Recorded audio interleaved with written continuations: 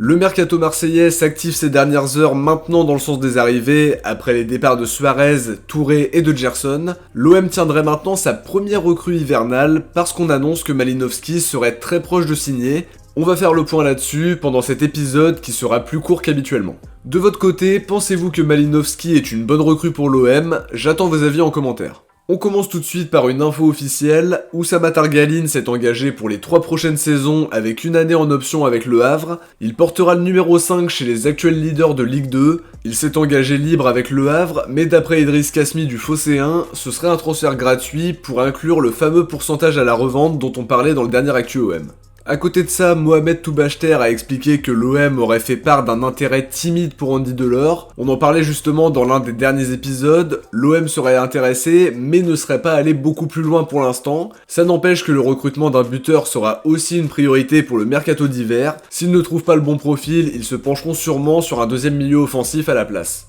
On enchaîne sur la grosse info de la vidéo. Fabrizio Romano a annoncé ce samedi après-midi que Malinovský était très proche de signer à l'OM. Les derniers détails seraient en train d'être réglés pour un transfert permanent. Le joueur serait déjà d'accord avec l'OM sur les bases de son futur contrat, qui serait d'ailleurs un contrat longue durée, sans préciser la durée exacte. Toujours d'après Fabrizio Romano, ce serait un prêt avec option d'achat obligatoire autour de 10 millions d'euros. Il ajoute qu'une visite médicale est déjà prévue pour les prochains jours et que ce sera officialisé dans la foulée. Il y a eu une grosse accélération du dossier depuis que le départ de Gerson a été validé. Le joueur était la grosse priorité de la direction déjà depuis l'été dernier et pour le coup, je pense que c'est plutôt une belle opération financière parce qu'on parlait encore il y a quelques temps de 18 millions d'euros et on sait qu'il était convoité par Tottenham en première ligue.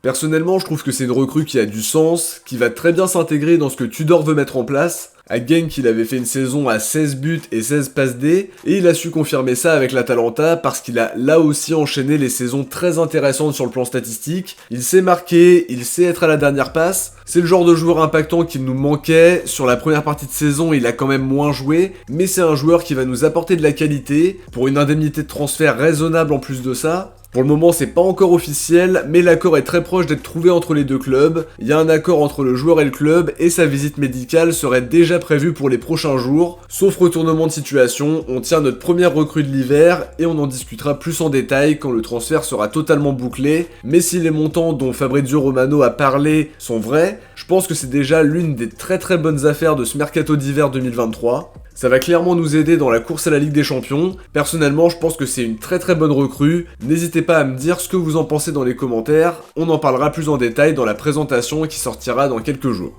De notre côté, on arrive à la fin de cette courte vidéo qui avait pour but principalement de parler des très grosses avancées du dossier Malinovský, parce qu'on est plus très loin du dénouement de ce qu'on a compris. J'espère que ça vous a plu. Si c'est le cas, n'hésitez pas à mettre un petit pouce bleu pour aider la chaîne à être mieux référencée. Je vous invite aussi à vous abonner pour suivre l'actualité de l'OM avec moi. On se retrouve très vite pour une prochaine vidéo. Ciao, portez-vous bien et surtout allez l'OM.